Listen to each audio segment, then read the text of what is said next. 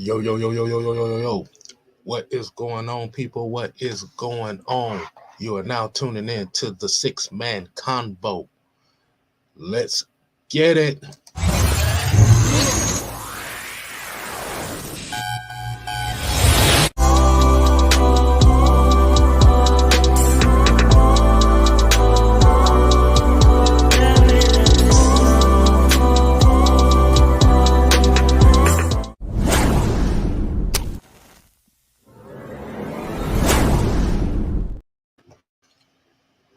Hey, what's going on, people? What is going on, man? It's your boy Six Man K Styles here. It is Wednesday. As you already know, the heavy hitters was yesterday, so we had to flip. We had to do a audible. So you're gonna get the convo tonight. If you ain't know by now, you already know. Six Man K Styles is in the building, aka the Silver Fox, and I welcome you to my thoughts and my world. Now, I don't know where the mad one is at. It's all good. But before we start this show, we always got to kick it off with the real roll calls.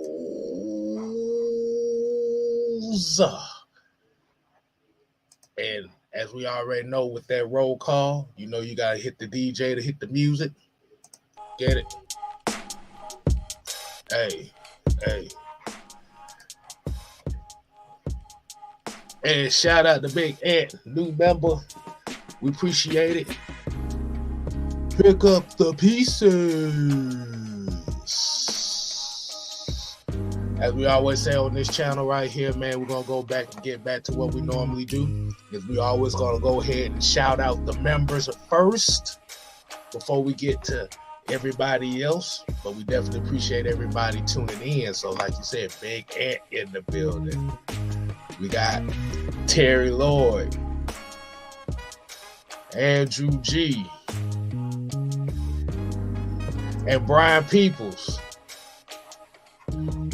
What's going on, y'all, man? Definitely appreciate y'all tuning in, man. So let's go ahead and get with the rest of the people tonight. As we got engine number 9, Smooth C78, Pat Norris, Tev Sports and Gaming, King Treyway, Auntie Pam. How you doing, Miss Auntie? Georgia, Texas boy, John St. Clair. We got Leo in the building. Old Chicken Holly. Yeah, y'all better do like Ed say, y'all better go ahead and smash that like button, man. Cause we about to do this. Let's see, we got Michael Walker, we got Sonia Howe. Yeah, Brian, look like we may be solo dolo right now. Senator Palpatine ain't picked up, so you know we got to do this the right way. JB, hey, D Coleman here. Shout out to D Coleman as well. He said on Wednesday, heavy hitters on Tuesday, off Monday, still drunk from Sunday. I am discombobulated. Yeah, I know. I ain't gonna tell you no lie. I think Monday and Tuesday, I was kind of, my energy, my recalibration system was off badly. So I understand you. I feel you on that. All right. Sean Compton, what's going on? All right, man. Let's go ahead and get right into it. DJ, cut it. Appreciate it. All right, man. I just want to know how everybody is doing tonight. Hopefully everybody had a good day so far. I think we're going to be the nightcap for y'all. Hopefully we got a couple topics tonight that's going to definitely top your night off the right way. And how I'm going to kick this off tonight, we're going to go around the NFL with Six Man K style. So if you've already known, you've already heard the big news that's happening in the NFL right now.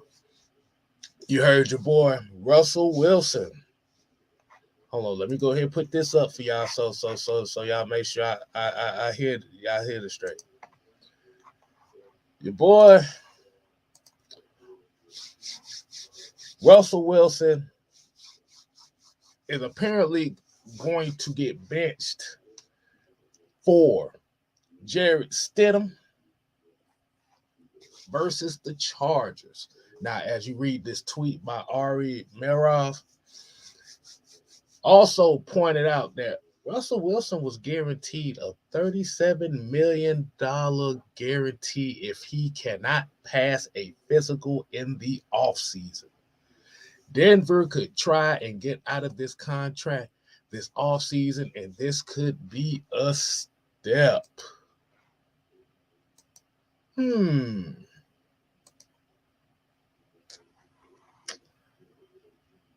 Oh, Lord. King, what the hell? Quest, what you talking about? Dr. Umar gave me a headache with his Eminem logic. Now, what I find that's interesting about this is if y'all kind of watched the heavy hitters last night, I pretty much made a mention about these contracts, especially with these quarterback contracts. They getting a lot of money, but there's also a lot of stuff that goes right behind there, a lot of the things that nobody really talks about. And I find that very interesting that there is a possibility that they're using this benching as a way to get out of that contract, because we already know when he first got traded to Denver, they literally had to give up the farm and pay him money. And it just came down to a point where, like you said, these franchises, these GMs gonna be looking for any which way to get out of a lot of these contracts.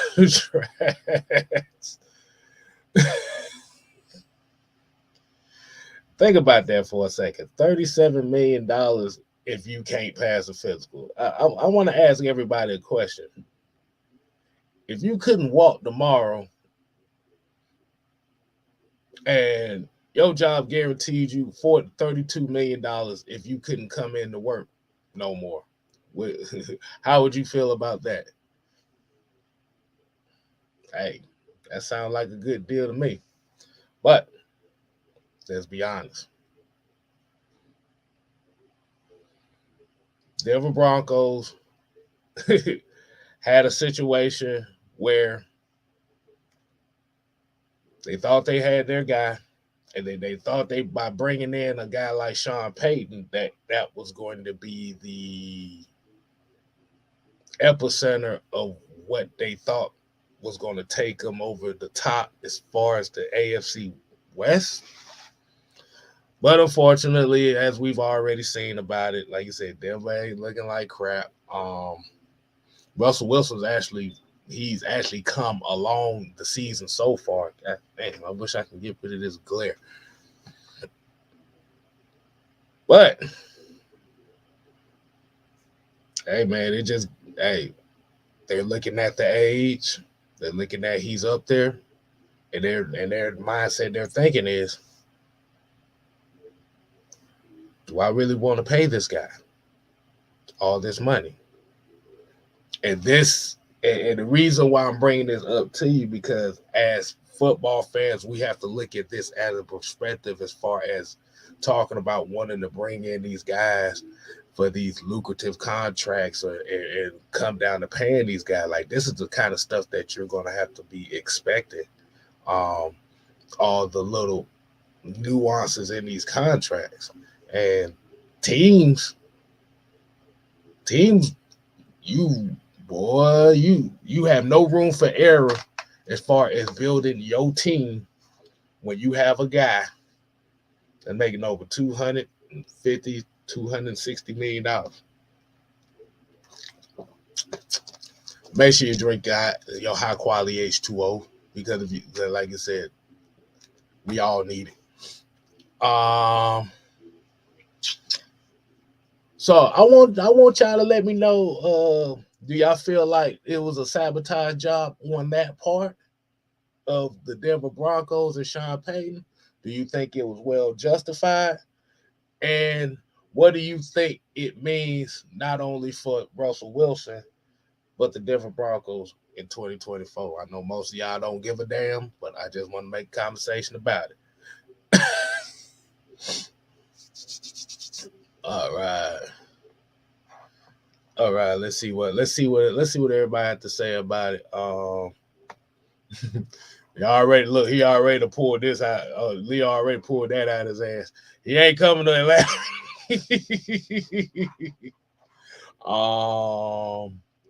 What's good, Ghost Peppers? Appreciate you tuning in with us, man. Let's see. D. Coleman here said, got to discuss all options. The fit makes sense, but then there's the other 23 hours. Russ and his family in Atlanta. I'm going to say it's a whole bunch of stuff that we ain't talking about. Southside here said, man, the bench wasn't so much of Russell's play. It was more so the contract and him not being Peyton's type of quarterback. I'm just letting you know. Don't know. But we got a $5 super chat from Terry Lloyd. Appreciate you tuning. Appreciate you with it. He said, does this show why it makes more sense to develop a quarterback? And this is one of the major reasons why I'm saying this is because I'm hearing the stuff about, well, we need to get Justin Fields. You know, that thing is popping all over the damn place. And I'm sitting here looking like, fuck all that. Like you said, if you're going, like you said, developing your own quarterback is more lucrative than taking on a guy who's going to be worth that much money and he's already got tread on the tires. So if you're telling me that I'm going to pay $200 for some used tires, or I'm going to pay $150 for some brand new tires, I work around tires all day, so I know I want some with some brand new tread on them. And just like I had the discussion last night, even when it comes to the Justin Fields thing, is you're going to have to make a decision. We're gonna put the thinking caps on. We're gonna put the scenario synopsis on this. Let's say they do make this move. You have to you got to know what you're getting into, because like you said, this ain't a necessary move that you got 2-3 years to figure out what you want to do with them. No, you got to find out if this is the guy that year, because you got the option that you got to sign up for, which will take turn, I think, the very next.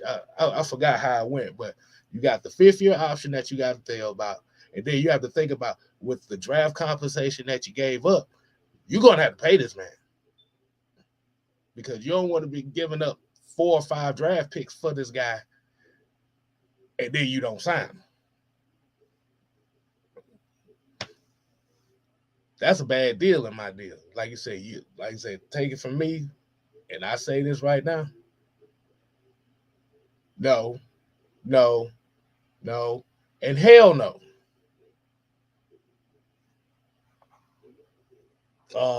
Michael Walker said Baltimore the only team getting their ROI with Lamar Jackson. And that conversation, I don't even want to get into that conversation. We still got people complaining about that. I'm sitting here like, I actually had a conversation with a coworker today about it, where he was like, damn, we should have got Lamar Jackson. I asked him a question. How do you feel about the Atlanta Falcons defense this year? He said, I love it. How do you feel about Jesse Bates in the Falcons uniform this year? He said, I love it. How do you feel about Bijan Robinson and how he's played for the Falcons today?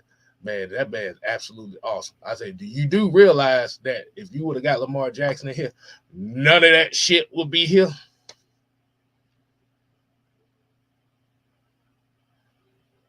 The Atlanta Falcons defense has actually exceeded the expectations of most people thought they was gonna play this year.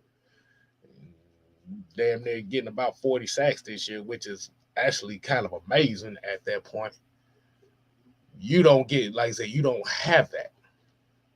So I don't want to get too deep into that conversation right there because that ain't what this show is about, man. I want to go ahead and I want to definitely highlight. I want to go ahead and highlight our players today. I want to highlight some players. So let's go ahead and get back into some of these comments, see what y'all speaking on. Leo came with another so Lamar Jackson having sniffed the shit from the bathroom. So what he gonna do here? And then, like I said, I don't know, man. I don't know. And folks still ain't let it go. Like we said, my thing is let them wallow in their own misery.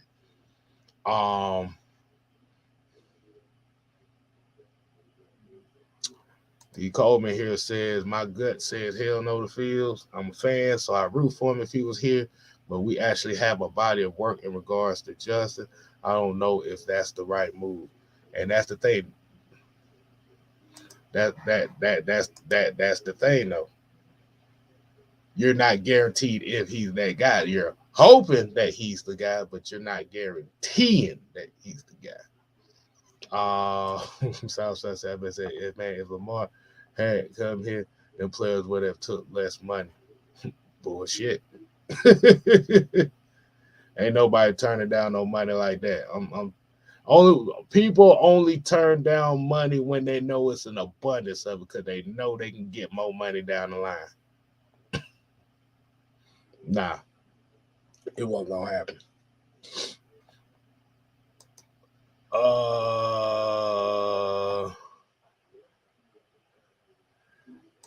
Let's see. Yeah, he said I let him pull the trigger. Yeah. All right. Let's go ahead and get right into the conversation for tonight. And I want to put the emphasis on this. As y'all saw, the title is the Falcons rookie sparked the defense in the win versus the Colts. And if you don't know who I am talking about,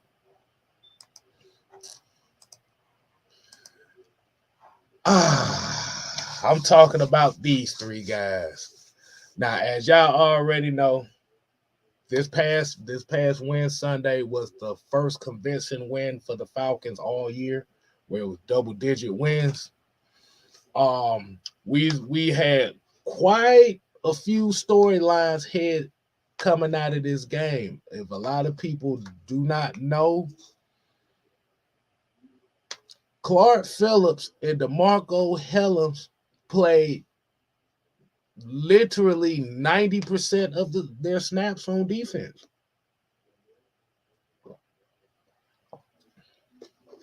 Which I found to be very interesting to me because as we've heard about Terry Fontenot and he can't draft, this draft class is looking pretty damn they're playing pretty well right now. And like you said, Clark Phillips, the man himself, I think he gave up maybe one catch. Hellams got a couple good hits, but to me, the player of that game was my man Zach Harrison. And let me go ahead and read off some numbers for y'all if you do not mind. Shut up, phone. I don't know why it is. Every time I try to pull numbers up, all of a sudden now everything is like everything might have hit me up. All right. So you ended up with 7 tackles from Hellams. You had 3 tackles from Zach Harrison with 2 sacks. Clark Phillips with 3 tackles. And here's the key factor. The defense gave up 170 passing yards in this game.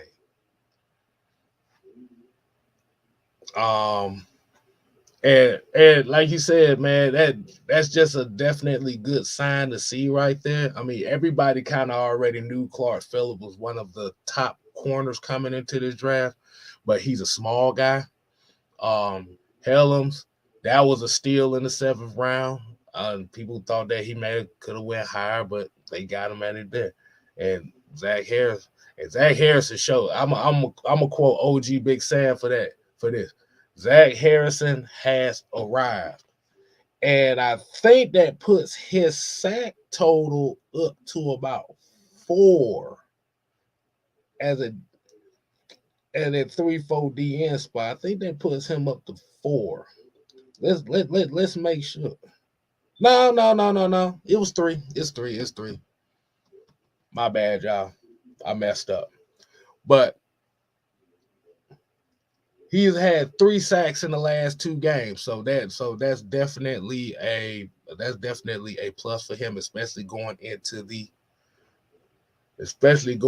last couple of games where they're going to definitely need that pass rush to come in and carry the load for this team. I'm sorry, man.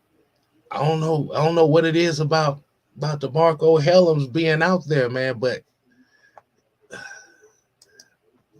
the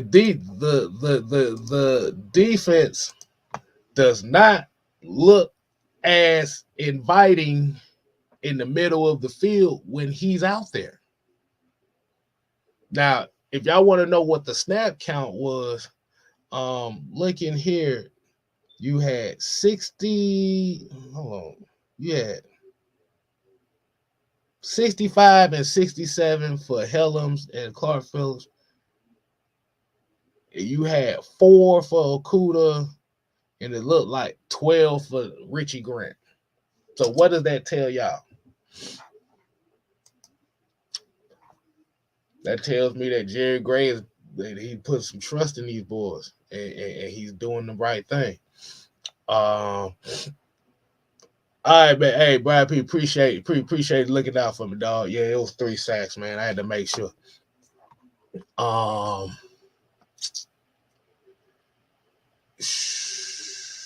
Let's see. I just saw some here. He said, "Why is everybody arguing about touches between Tyler and Bijan? That's when they share touches. They are successful."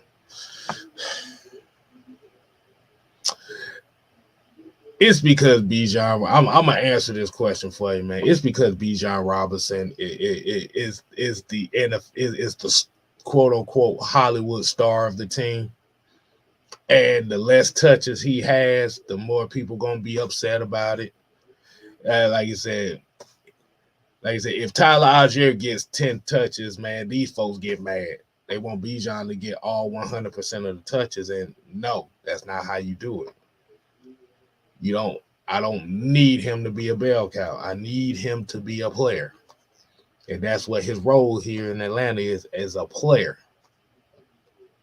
He's a weapon. Let Tyler be the bell cow. And what I mean by bell cow, I don't mean he has to touch the ball 20 times, but you got to let him get the tough yards and let Bijan get the finesse yards. And you have a little sprinkle of CP in there too. So, yeah, like I said, if they still complain about the whole Tyler Bijan thing at this point in time, like I said, I feel sorry. I ain't gonna say I feel sorry for them. I'm gonna say just let them wallow in their own misery.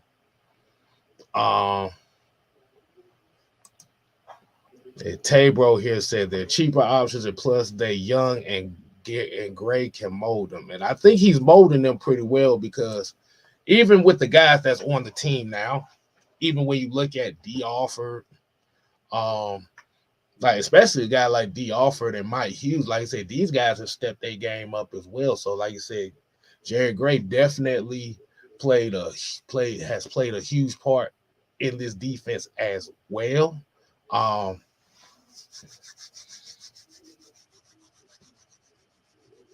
But I'm loving it, man. I'm loving it. Like I said, this draft class. Let me ask everybody a question here. How do y'all feel about this draft class and how they have performed for the Falcons this year? I want y'all to answer me that question if you don't mind.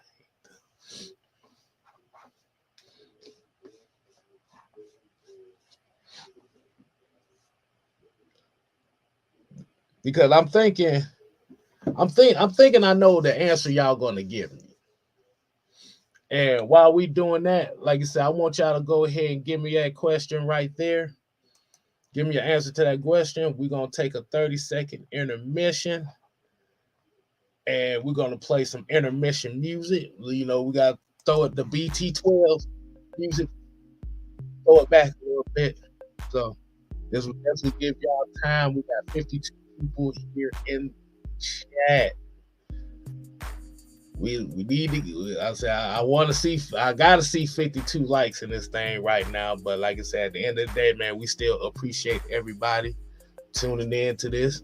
This is solo. This is really a long time since y'all seen this. Let's see. Okay. Hey. All right. We got D. Coleman said so far they've been an A. Nathan Smith gave an A as well.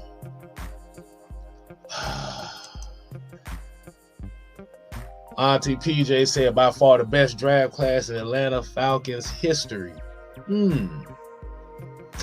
Very interesting. That's a very interesting take. But I think she may be right on that. If you talking about from the first round to the last round, she may have a point there. Michael Walker said very good. Have those veterans on each level to help those rookies. Yeah, I definitely agree with you on that. Boo Dog said, in the words of Tony Tiger, they're great.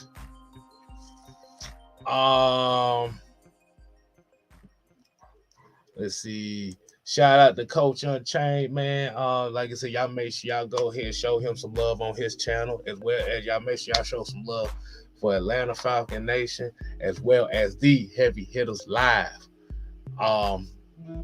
Definitely appreciate it.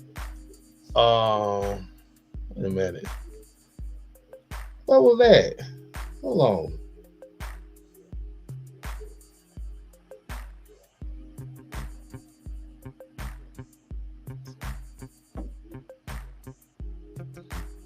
Oh, hold on.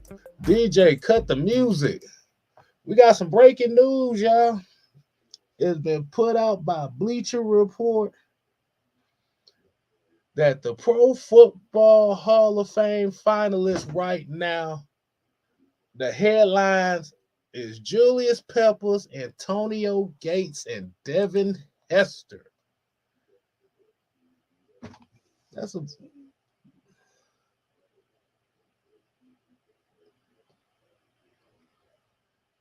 So right now we got finalists for that. Okay, so we know Reggie Wayne, Andre Johnson, Torrey Holt, Devin Hester, Jared Allen, Eric Allen, Willie Anderson, Jari Evans, Dwight Freeney, Antonio Gates,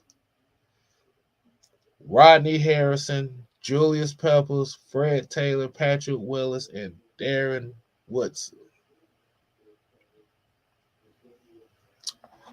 Oh man, I say congratulations. I say congratulations to all of them. Like you said, I would love to see Devin Hester, see if he gets an opportunity, especially as being essential, X factor weapon guy himself on offense, defense, and special teams. Yeah, I know they're fine. Yeah, I know they're finalists. But like I said, it's just like I said, I'm just glad that they showing some love to Devin Hester. That's why I wanted to make sure I put that in there. Shut up, Deco. You talk about there's a bunch of 90 overalls you just named. Yes. I think they said only 7 of them could get in. I'm being very intrigued about that. But getting back to the topic at hand. Yeah, Jerry Gray got these boys playing. And to give up 170 yards, 10 points in this previous game, where all three phases of the defense uh, did what they were supposed to do, not give up the big play, get tackles for losses, don't give up yards after contact. That's about as a dominant defensive performance that we've seen all season. And it's crazy that you literally had these three rookies out there for majority of it.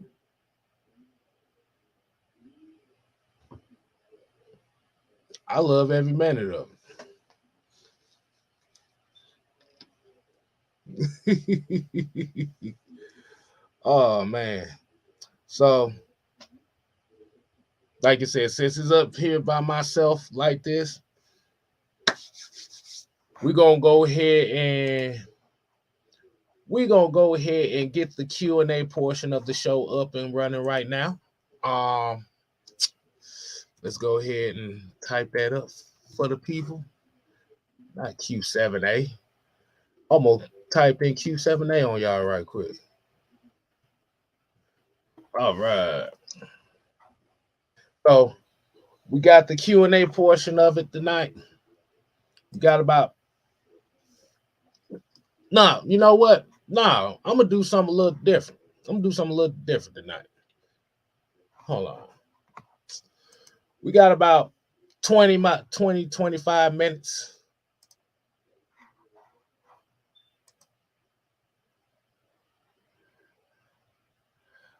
I'm gonna get about 20. We got about 20 minutes.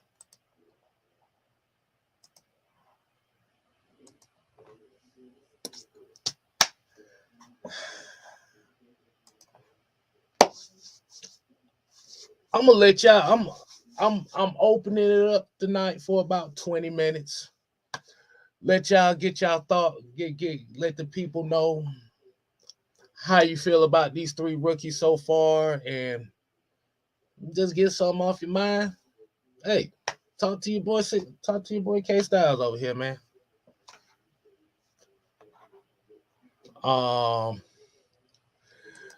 Shout out to my boy Workflow. Dre said, how do you feel about Heineke being limited with an ankle injury? Kind of expected it because he pretty much was limping majority of the game. Like I kind of was expecting it.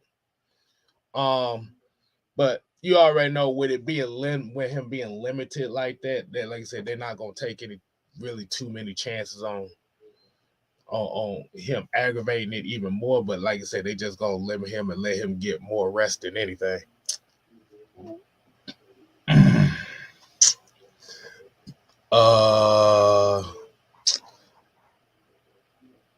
Let's see. Nathan Smith said the Lamb and Sharp might be my favorite player on this defense. Hey man, he has been a pleasant surprise so far, man. Hey, you know what they say, man? Next man up. Boom. I call him, like I said, I call him the boomstick because he knocking them out like that. Let's see. Russ can't see the middle of the field. Great. And offense is predicted on passes attacking the middle of the field. Russ isn't a good option in my opinion. Hey man, we don't know. This, like I said, this is one of those. This is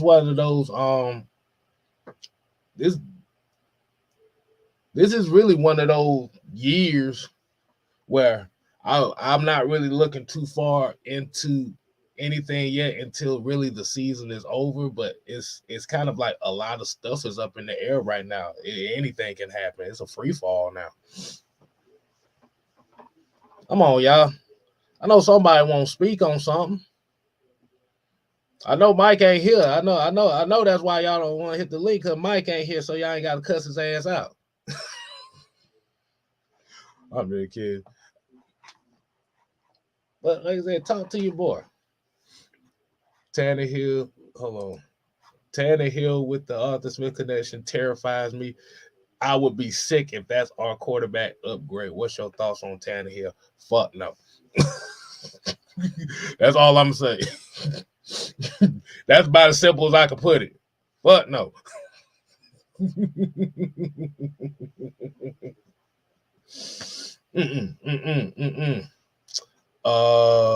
Andrew G here said even Grant did what he needed. Yeah.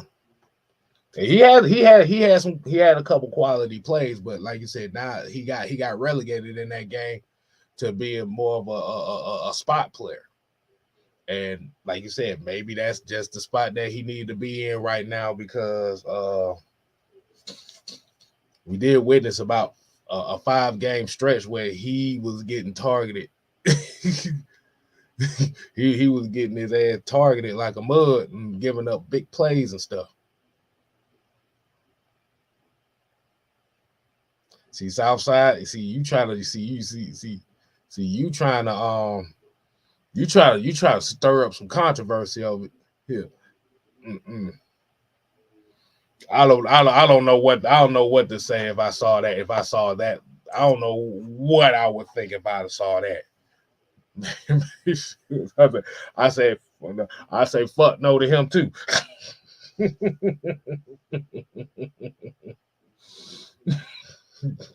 Y'all ain't right, man.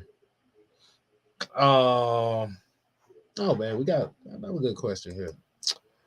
Do you think Arthur will give Ritter another chance to start next season?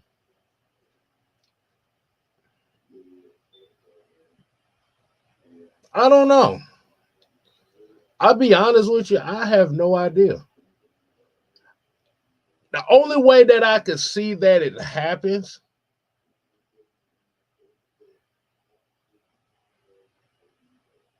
is based on what route they go if they decide to go quarterback in the offseason.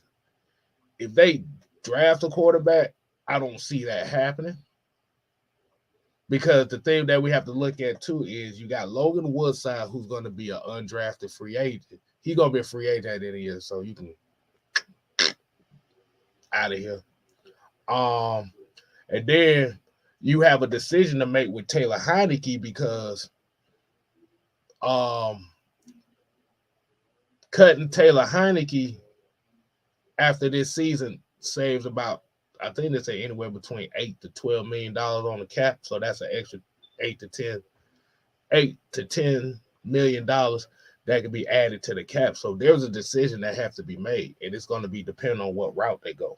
If they draft a quarterback, I don't see that happening. I think if they get a veteran, it's a possibility. But the thing about with Desmond's going to have to earn it. Because he's going to have to earn it in the trenches in the worst way.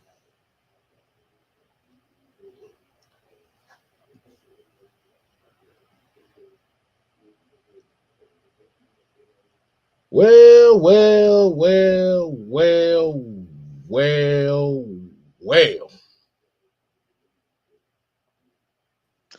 You don't even want to know. Just Hey, look, you really don't want to know, y'all look, bro. It's been a long day. Y'all really don't want to know. Hey, look. I'm just sitting here like this, like, hey. It's been a long day, and K-Style deserves a day to shine.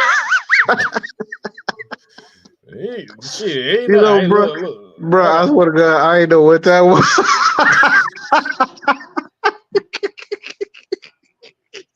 See, I'm sorry, man. You see, y'all see what I deal with. Y'all see. Now I know how Mike feel, because this is the shit I do to him.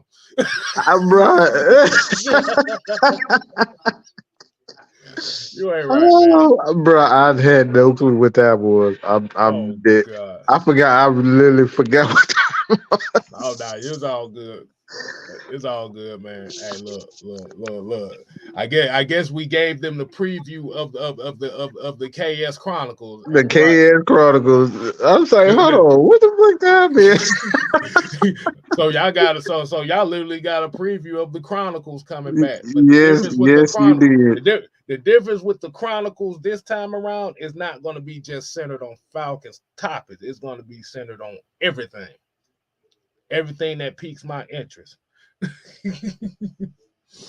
But we still got questions in here. I put the link. I put the link in this, but nobody wanted to get on. So I guess that just tells me. Hey, look, I guess that says everything.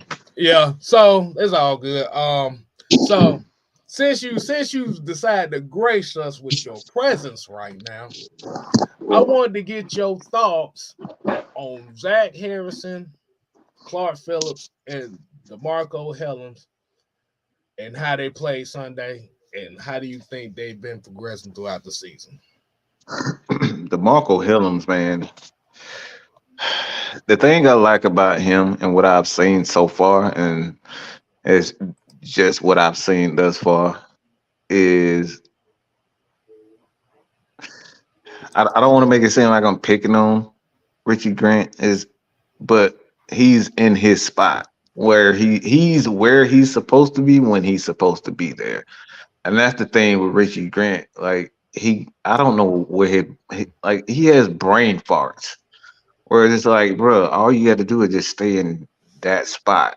All you have to do is this, just to keep it simple. And he have those moments where he keeps it, he doesn't keep it simple. And what I'm seeing with DeMarco Hillams, uh, he is he's in the places where he needs to be, and it allows Jesse Bates to take chances. And that's what you see and it kind of reminds me of that Seattle safety tandem with Earl Thomas and Earl Cam Thomas Chancellor. and Cam Chancellor. Like Earl was able to do what he did because he could count on Cam to be in his spot and vice versa. And that's what you want with a safety tandem. You want guys to be where they need to be when they need to be. So I think what I'm saying to Hillams and like he very seldom miss tackles. And when he does, it's usually it's usually due to the fact that that he is he's second guessing himself. So, but I'm loving the fact that he's where he's supposed to be, especially as a rookie. Like that's always great. And as far as Zach Harrison, man, Zach Harrison is just he looks to be he's I'm not gonna put a star on him. I think that's premature because a lot of people just like players and then Mm-hmm. they say he's a star. But I like how he's obviously studying Calais Campbell because what he's doing, he's using his head. You know what I'm saying? He's using his IQ versus using his athleticism. And then, for instance, like I saw him going up against tackles, and when he was going against those tackles, he wasn't using a bunch of spin moves and jumping 12 feet high and trying to get to a spot real fast. Like you could tell that he was thinking about the next move rather than reacting. And that's the thing about playing D line. You want to think about things and play that moment because that's the thing we saw in Calais Campbell this past game. And he was in his bag because he was thinking about the play versus reacting to the play. Dante Fowler. I Yeah. don't know where that came from. Oh Lord. Mm-hmm. Jesus Christ. My bad, y'all. I had a bad cough right there. My bad. But yeah, you And right, that man. I probably confuse people like that, but like that's the thing. You don't want to be reacting to plays, and we see too many players react, and this is why Desmond Ridder is actually sitting on the bench is because he's reacting to the play instead of actually thinking first. When you think first, think about what you need to be doing.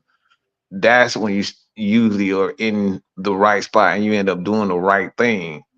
And that's how a lot of rookies end up making mistakes because they're not thinking about what they need to do before they do it. All right. Hold on. We got somebody coming to the stage. To the left, to the left. So, What's up? What's up? What's good? What's with y'all brothers this evening, man? hey, What's what's happening? going What's on, man? happening? What's What's happening? going on, man? It's How you love, doing, man? man. Man, Oh, somebody gave K Styles a $5 super chat or something. Somebody throw him something, man. Y'all ain't showed this man show no like some y'all can't love. get a man Oh, $2. you know they don't give a Look, fuck. Yeah, look, give Mike, you And, know they don't give a fuck about me. You know that. You golly. and know they only fuck with me because of you, right? You know that, right? I look. Hey and man, I'm looking at the super chats and y'all couldn't get it's 50 people in here and y'all I couldn't know get a I man $2. I know Dang. I got a few dollars, man. Let me see. Like, Let me get over God. to my damn phone so I can get in here, K Style. Bruh. Show the Oh man man, some Swarm, love. man, how was your What's going on, holiday, Red man? Spawn? Man, How it's was your good, brothers. It's good. We as parents and as daddies and uncles and y'all know how it is. It ain't about us Oh no yeah. more, man. mm, For us, it's draws and ties. But we shit. can't do nothing for less than $100 on everybody on our list, man. So shit. Bullshit. What's that bullshit? Bullshit. y'all get $50 gift cards a piece. Y'all figure out what y'all want. There it is. Hey, There it is. that's my philosophy, bro. I'm horrible at gifts. I couldn't really do it. Baby girl got all my money this year, so yeah. Oh yeah. And that's never gonna change. You just have your daughter, one child, right, sir? Yeah. Yeah, that's that, bro. You know your pockets. I know what your pockets looking like. My Yeah, daughter, yeah, 21 now. yeah. Her birthday is literally the week before Christmas. So yeah, I'm Oh my lord. Yeah, pray for K Styles, man. Pray Yeah, you for him. getting it. You getting it, bro. You getting it. And right. she ain't gonna do nothing but tap them pockets harder the older she get, bro. You already know that. So yeah. Trust me, I'd have caught her stealing change out of my damn coin jar. So yeah, I already know. Oh, she already in your pocket. Oh, she take it. Oh boy, you better hide the wallet. Oh no, oh no, she ain't. Oh no, ain't no wallet. That little, she ain't gonna find that wallet. Okay. I sleep with that thing in my pocket. All right, man. Hey, man, Swan, what's going on with you, man? Man, it's been a while since we've seen you, though, man. It's So what you feel about these rookies, man? These three rookies in general, man. What you feel about them, man?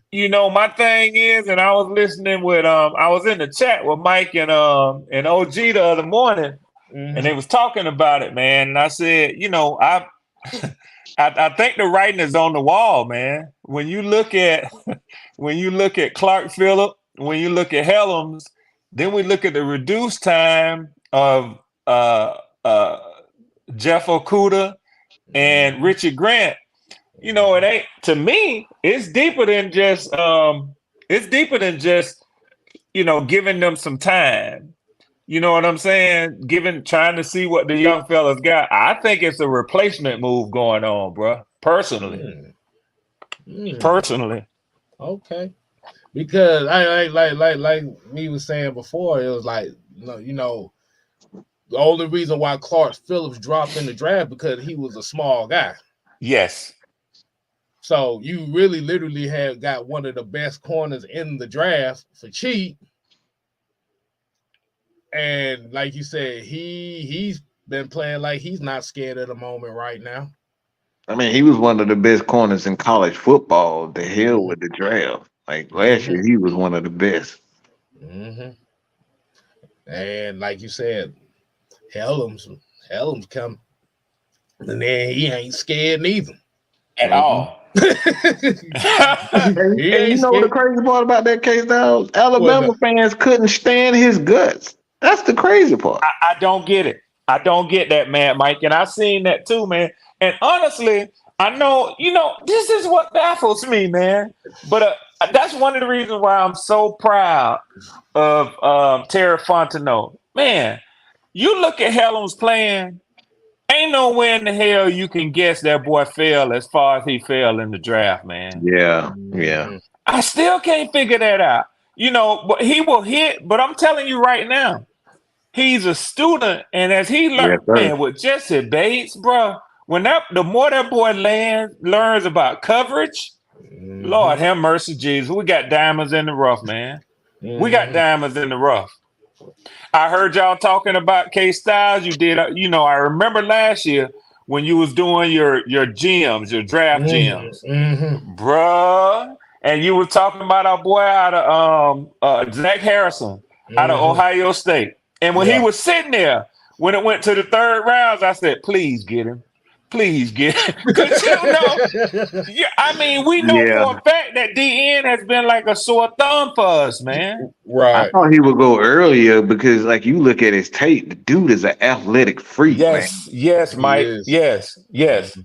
And they didn't know how to use him. And I know sometimes we get overrated with the stars and this and that. But let's don't sleep on the fact that boy was a 5-star coming out too. And I just think Ryan Nielsen's hands on him, being a D-line coach, like Mike said, it ain't just defensive coordinator. D-line is his specialty, man. Yep. Man. And like you said, you done got 3 sacks out of the last 2 games for him. So it's like he's pretty much been doing his job pretty well. Yes. And like you said, it's just about it's about having the technique, having the athleticism, catch up with the nuances. And once you catch the nuances, then like you said, you got a very special player there. Let me get. They coming in, bro. Yeah, I appreciate you with the $5, man. And I see Proven came with him 3 gallons for case. Yes, sir. Lord have mercy. Yeah, he gonna need that with baby girl. Oh boy, I'm trying to tell you, Lord. She already saying, she already quoting bougie quotes to me now. I'm God. scared. Oh my God. And Auntie Pam with the 1999 super chats. I love the show. Falcons will be dangerous team in the playoff. And you know what? Jesse Bates said the same thing. Jesse Bates literally said that in the article I read about. Like you said, because they still mathematically in the playoffs. We still mathematically in it. Yes. Calais was talking about it. Yeah. Even though we need all the help from Mount Olympus and stuff to get the job done. But like you said, we still got a chance. But hey man, they doing it good. So let me ask you something. Let me ask you something right quick. Yes, sir. All right. So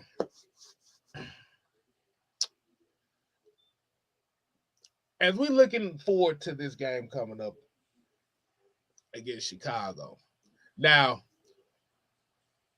a lot of people are looking at this game completely different than what we're looking at it, as far as we're hoping the Falcons win and whoop ass and continue their ride on the playoff. There's certain people that I've seen on around the way that said that this game is going to determine whether Justin Fields is going to be an Atlanta Falcon or not. What's your thoughts on that, man? K-Styles is crazy, man, because I think you captioned it perfectly with the way you set this up, because that is the spectrum that it's on. It's from one extreme to the other. Right. We going up there to whoop ass. We have to win out if we want to have any chances of the playoffs, and we do need a little help, but it's possible. Right. It's possible. I'm not saying Tampa's got no kind of lock, man, but it's possible. Oh yeah, they dropping heavyweight on you, K-Styles. We definitely appreciate it, man. Freddie Spaghetti. Freddie Spaghetti said, "Love you, KK, Mary." Merry Christmas. Yes, sir. Appreciate you, man. And Mhm. Merry Happy Christmas, New Year to baby. everybody too. Everybody. Yes, sir. But Yes, sir. like I know everybody gonna have the same New Year's resolution. I need to go to the gym. I need to stop drinking. We know that shit only gonna last about 2 days. I know. I don't do resolutions no more. Telling all them I lies neither to do I. himself. Mm-mm. Yeah. I just said, okay, my New Year's resolution is gonna be to see 2025. How about that? Okay. Look. Uh-huh. Hey, Man. K Styles, Mike, y'all know what my problem with my New Year's resolutions is? What? Probably the same as 98% of the rest of the world. I done forgot what the hell I said, man. By the time March come around. That's all like me. Shit, Yeah, man. like tonight. Shit, I just Yes. forgot. Yes. And I lied to myself. But I heard, K-Styles, I heard very similarly the same thing that you mentioned. And in fact, I've been hearing this narrative, even seeing it on like CBS Sports and some of the other websites, man. They're saying that this is Justin Fields' audition to come to Atlanta. And what's crazy about that to me is, how the hell you gonna directly link him to us? Why ain't he just playing, for his next stop? If the team already, and he made that comment to that reporter, talking about he gave everything that he had to Chicago as if it's a done deal already. But I mean, what makes them think that he auditioning to come to Atlanta? Why ain't he just putting his best tape out there for any of the other 31 teams? Because we all know why that is, because they need a quarterback they can market out of Atlanta, and unfortunately everybody else ain't it. Yeah. You see the Caleb Williams training went that way. Yeah. Totally. Now it's either Justin Fields or Jaden Daniels. That's the only two names you see right now. Yeah. And I like what Jaden Daniels put on tape, man. I think he gonna do himself some service to show up at the combine 10 to 15. I don't care how much speed it take off of him. That boy, I'm say this, that boy need to put on some weight before he start getting hit in the NFL. He need to put on some weight. What you do in college ain't necessarily what you can do in the NFL. Running down the sideline like that on Florida, trust me, it's safeties that will meet your ass on the sideline. They just as fast, bro. So you ain't lying, man. You is not lying. And the thing about and the thing with Jaden Daniels that I said, and I said this on the previous episode I did before. The major thing I see with Jaden Daniels take too many goddamn hits, bro. I'm telling you right now. Yes, he does. If he does not slide, if he don't learn how to avoid hits, he gonna get hit and toe the hell up. Yeah. And, I've been hearing them try to compare him to, obviously, they try to compare him to Lamar. And I'm just going to say this. Of all the things that Lamar is and all the things that Lamar isn't, that he can't do, the knocks on him, one thing that he is, if you watch him, he's twitchy. And he has excellent balance. Lamar, to me, I would describe him as the Floyd Mayweather of quarterbacks. Mayweather always sort of turn his body to the side. He never take a full-on shot, man.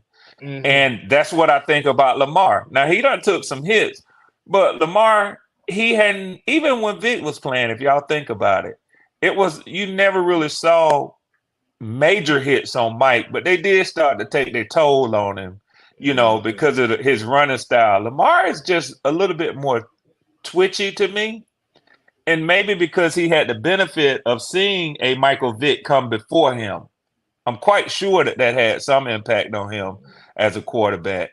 But I agree with you, K-Styles. This kid right here, man, I don't know who he watching or trying to pattern his game after, because he does, man. He gets blasted sometimes. Yeah, cause I was looking at it too, and it's like, and I was going back, and it's like I would see people talk about him. I would see the highlight runs and all that stuff. But then it's Yeah. like every week I see him getting picked off the ground somehow. I'm like, Yes. God damn, Yes. what the hell is going on? Yeah. Concussion here. Um, Yeah.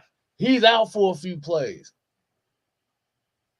It's like, But I don't. I'm sorry. Go ahead, Mike. It's the mic. Well, it's not. The thing is, a lot of these quarterbacks have too much confidence in themselves, and that end up Mm, mm, getting them hurt. Like that, a mm. lot of players do that. Like this is why if you look at Marvin Harrison as a wide receiver, like that's the guy that you want to pattern yourself off because he never Right. took unnecessary hits. And Right. that's the thing with a quarterback. That's the most important thing. Matt Ryan, Tom Brady, Drew Brees, those guys never took unnecessary hits. And like as Yep. a quarterback, that's why Cam Newton, his career only lasts what 8 years, less than That's eight it. years, That's it, Mike. because he took unnecessary hits. And like this is the thing with Devontae Freeman that Warwick Dunn tried to get him to understand. Bro, you don't Mm-hmm. always have to be a tough guy. You Yeah. not TJ Duckett. Okay, Yes. you're not Derrick Henry. exactly. All right. Right. It's Right. okay to go out of bounds to preserve yourself. Like Yeah. a lot of this is just a lot of these players just think they cannot be hurt. And we saw what happened to Anthony Richardson. He had that Yep. same mentality. He came in the league with that same mentality. He got his ass busted, and now he's out for the fucking season. Yep. Yep. And Mike, I look at it. It's more to just playing football. What do they say? Is um 10% physical and 90% brain. Mm-hmm. The athlete has to think about it, man. You get a good run, you get 6 yards, you ahead of the sticks, man. You ahead of the chains. Get your ass out of bounds. But they go itching for that extra yard, that 2 yards, and then that's where that linebacker waiting for you right there. K Nellis, he already got a bead on you, man. Oh my Right. Lord Jesus, y'all! I just called that boy name. Let me ask y'all this. This is why one of the main things I wanted to do when I jumped on was to ask y'all this. Man, what the hell we gonna do next year when our boy come back, man? And we Troy got Anderson. we got a conundrum Ooh. at linebacker, man. Not We really. stacked. They play. He's the see. The thing is, the Falcons they always play.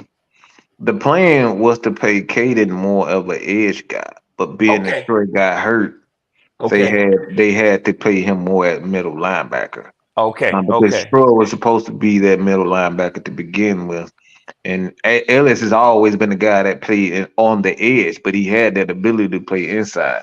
Yeah, But yeah. being that Nate, he's turned Ooh, out to be Lord that guy. Jesus. Yeah. Ellis is gonna go. He's gonna go back out. He's gonna go back outside. So we may not see a Lorenzo Carter.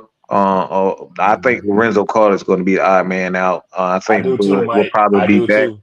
Yeah. But Mhm. yeah, that's Caden Ellis. He pretty much played a lot better than expected. So Yeah. his plan is to go back to the edge because that's what he was in New Orleans. He was an edge Yeah. guy. They Yeah. played him inside sometimes, but no, he was the edge guy. He That's how he averaged like racked up all those 7 sacks. sacks. Yeah. Yeah, he Yep. had like Yep. 7, 8 sacks last year. So Yep. that's his original. Yeah. Right. Hold on. There was this question here for C Smooth 78. He said, so is Reddy Dundell, do you think it's a quarterback coaching problem? Do we get a vet or draft another? If a vet, who would you target? I'm glad you asked that. Mike, dude, I got something to show y'all. Y'all want to see what veterans will be available for 2024? Oh Yes, God, K sir. Styles. Yes, sir. Let's do it. Hold on. Let's put it up on the screen, y'all. We got Kirk Cousins, Oh gosh.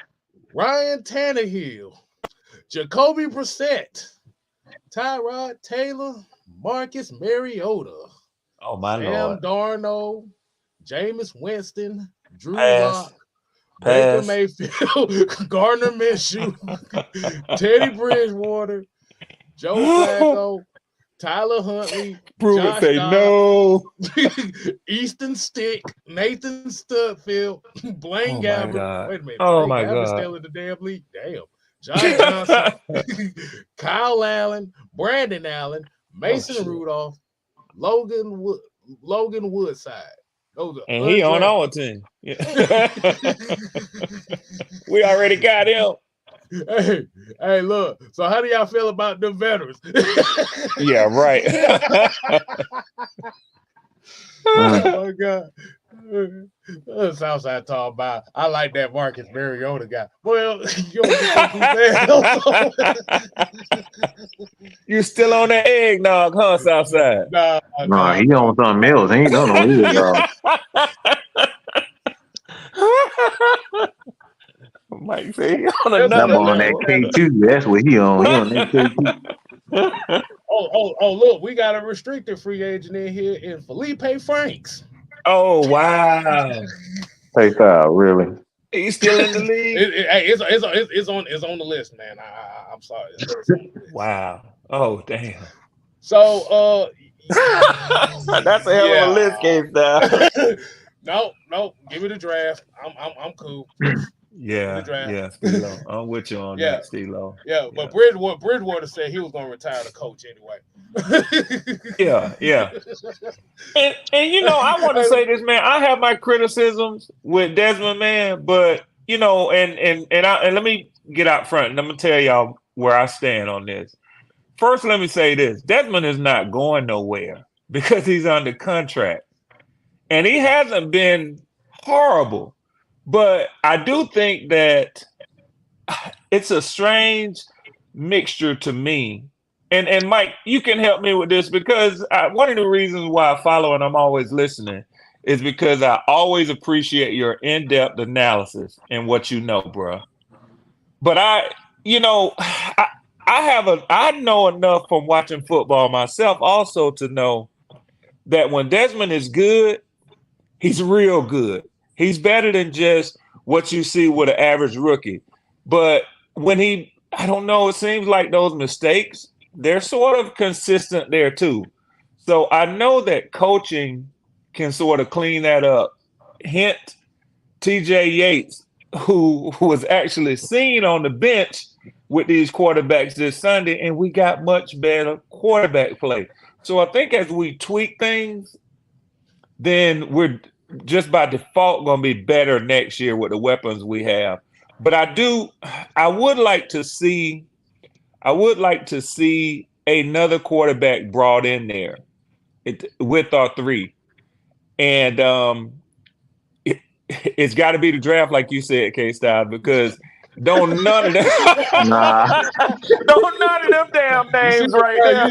You see what people say, throw that list in the garbage. Yeah. Ain't nothing coming off of that, man. Look, Bulldog said shit. Let's just go get Dave Archer.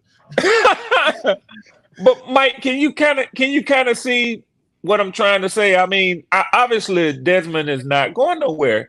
He is still under contract with us. It would be stupid, given the experience that he gained, the time and the investment that's been put into him. I don't get this. You know, people can say we need a competition at the quarterback position, but what I don't get is where they're saying let him go. Now, that I disagree with. He don't need to go, nor do I believe.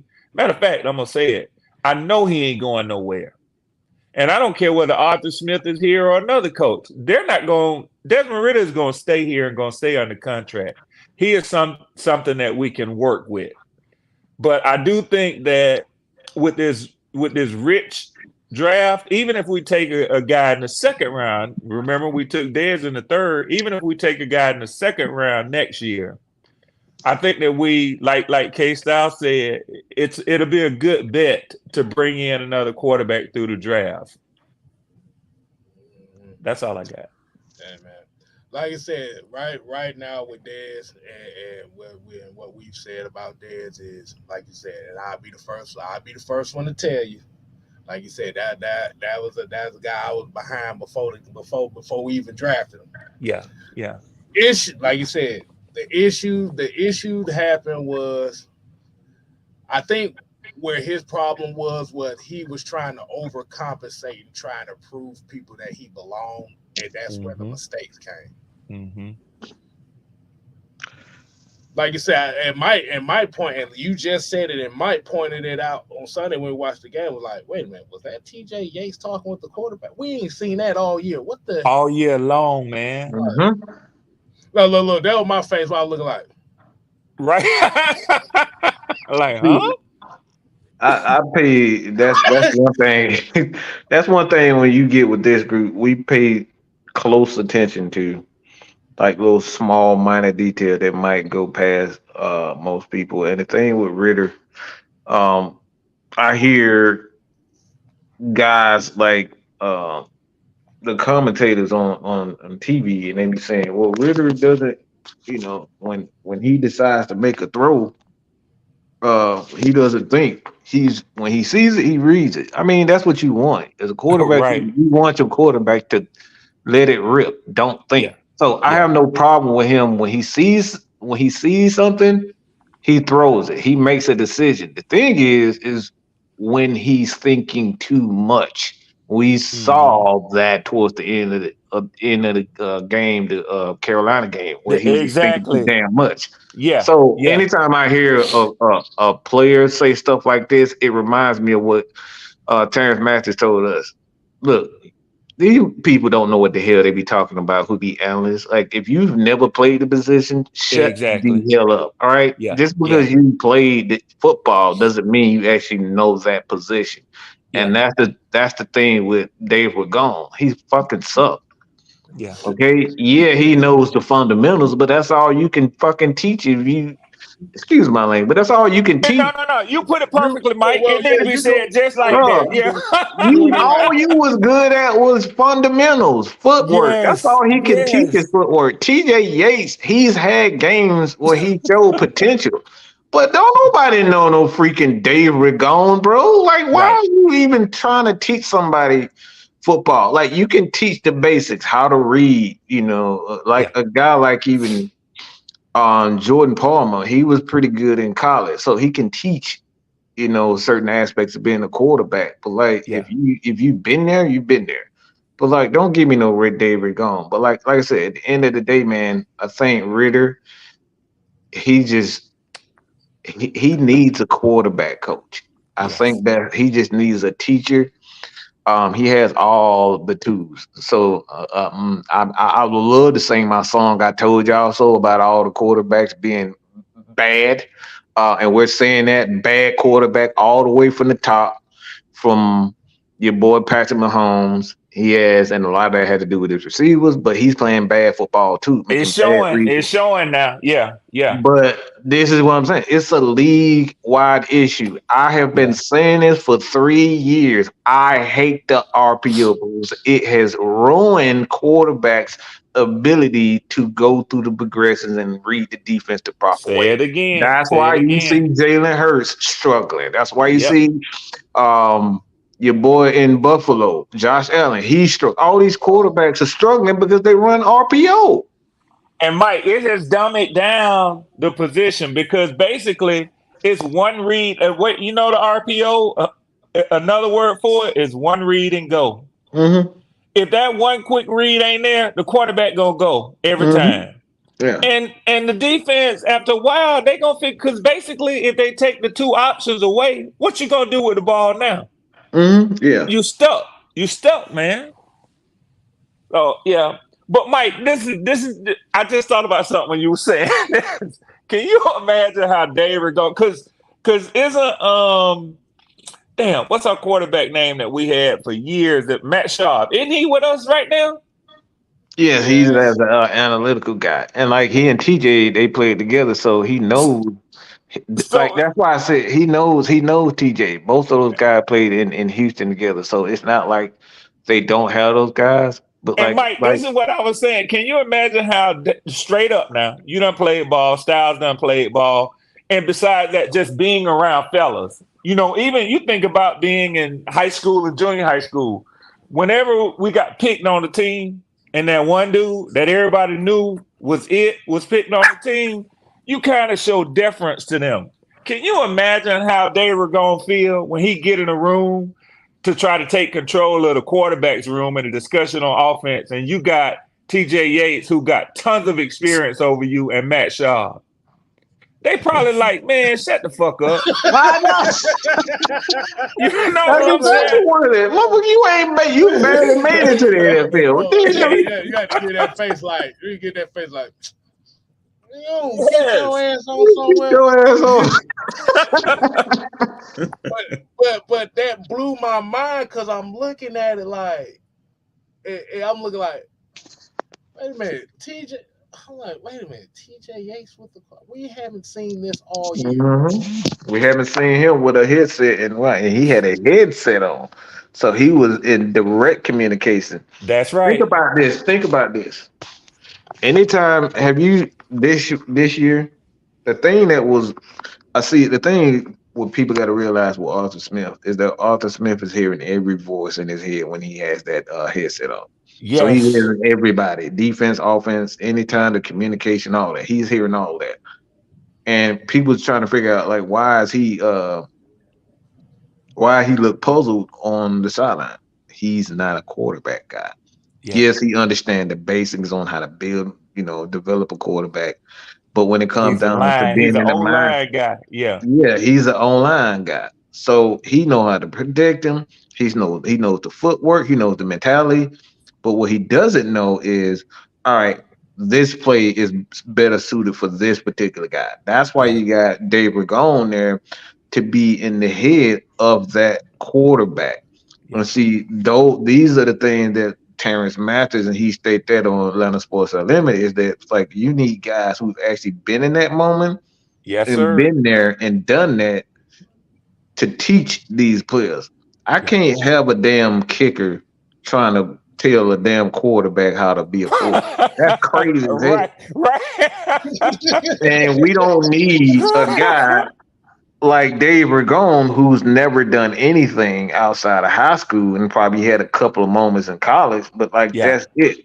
Yeah. He's never been to the mountaintop in the NFL. So he it's not like he's a brilliant mind, because he's not, and he had no success anywhere. So why he trying to teach Desmond Ridder, and then he can actually screw him up, Mike. He can actually screw the kid up, man. Screw the kid up. Right. Lord have mercy.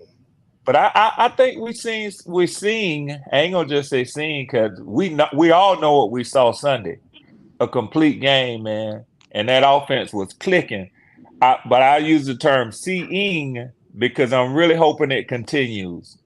I don't see no reason for them to switch back to what we was doing before Yates was had his hands right on the quarterbacks, man. And I think we're going to continue to see success with that, man.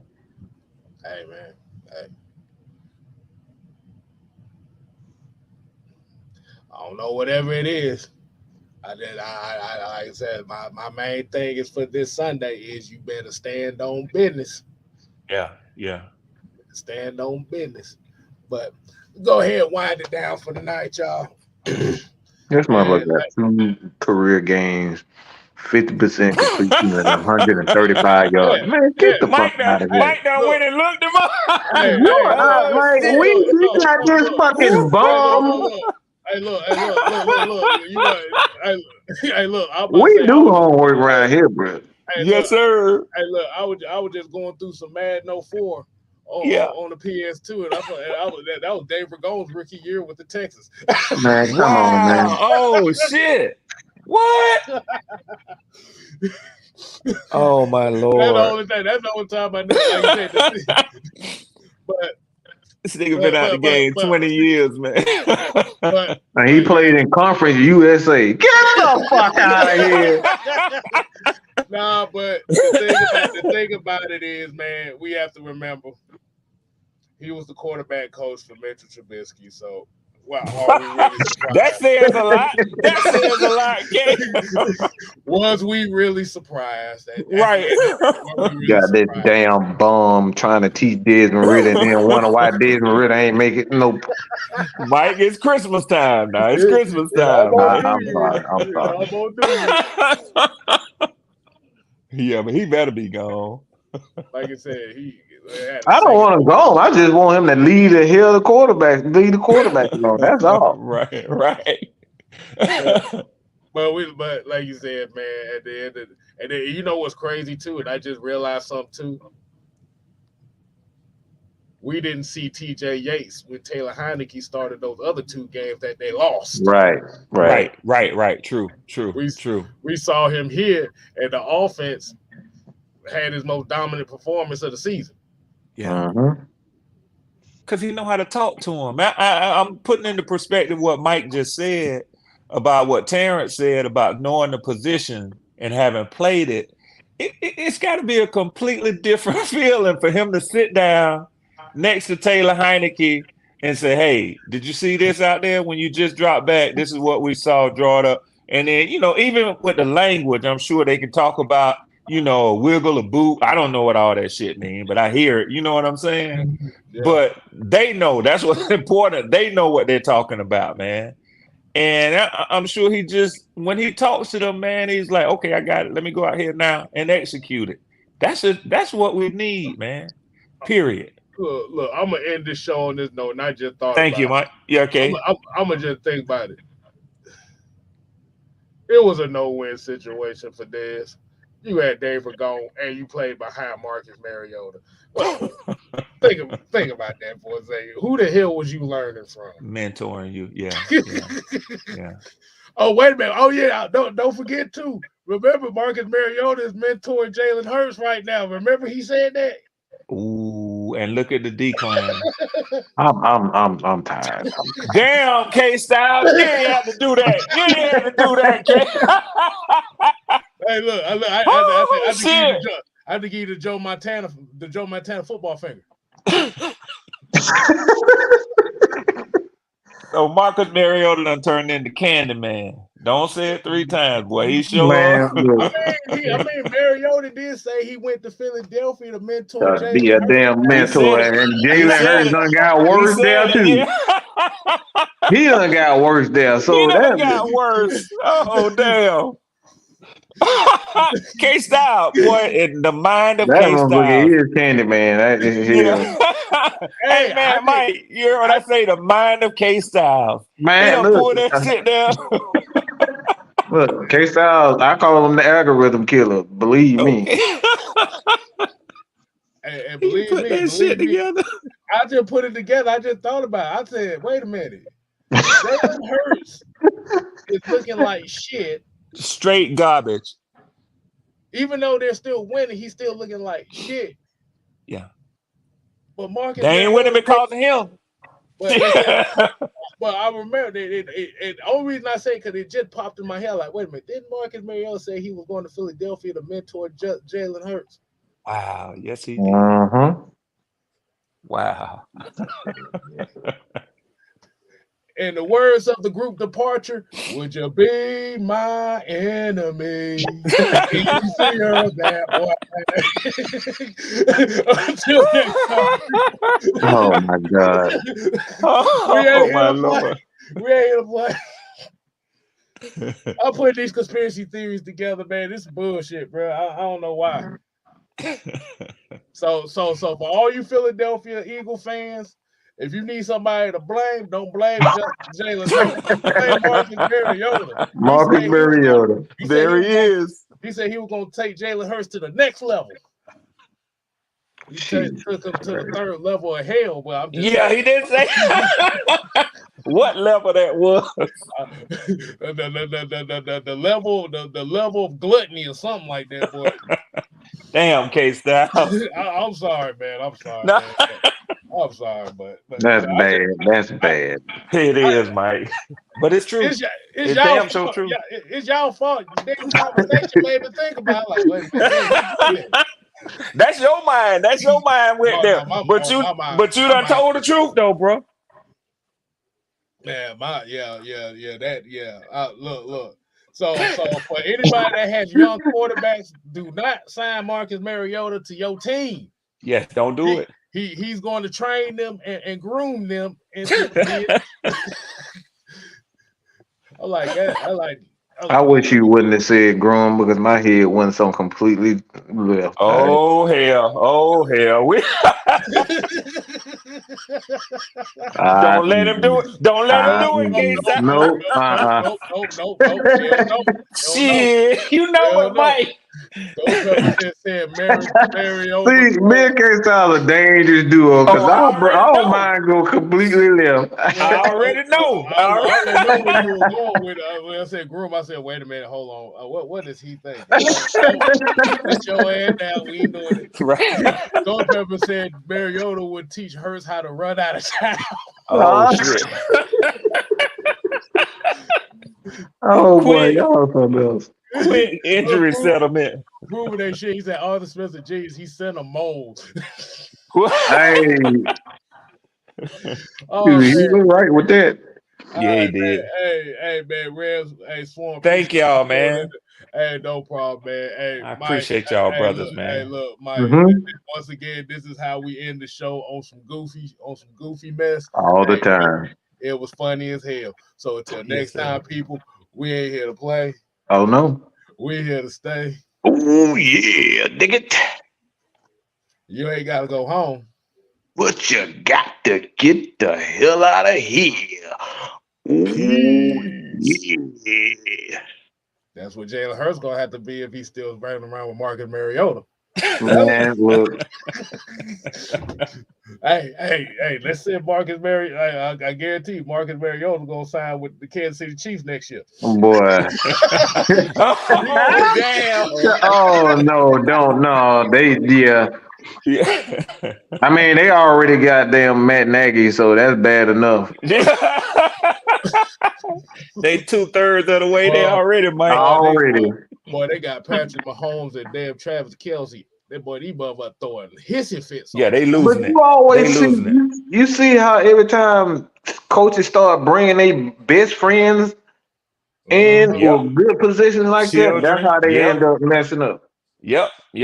That what they call it, what the P word where you nepotism. Yeah, you got it, K-Style. Yep.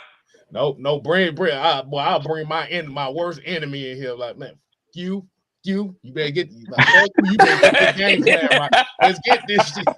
But they say sometimes enemies work better together than friends. Yeah. Because you already know that's your enemy. Shoot, you mess up one time, I'm throwing your ass up out of here. Yep, and that competitive thing, you know what I'm saying? Trying to make, what do they say? Iron sharpens iron. Right. So they push, your enemies will push you to do your best, man. Exactly. Leo says it's going to be a war zone in Kansas City. Hey man, at this rate, that's already. It's on. At this rate, you're gonna see Taylor Swift as the backup quarterback for Kansas City. Uh-oh. You know what? No, I'm not gonna put it out there. Uh-oh. Oh my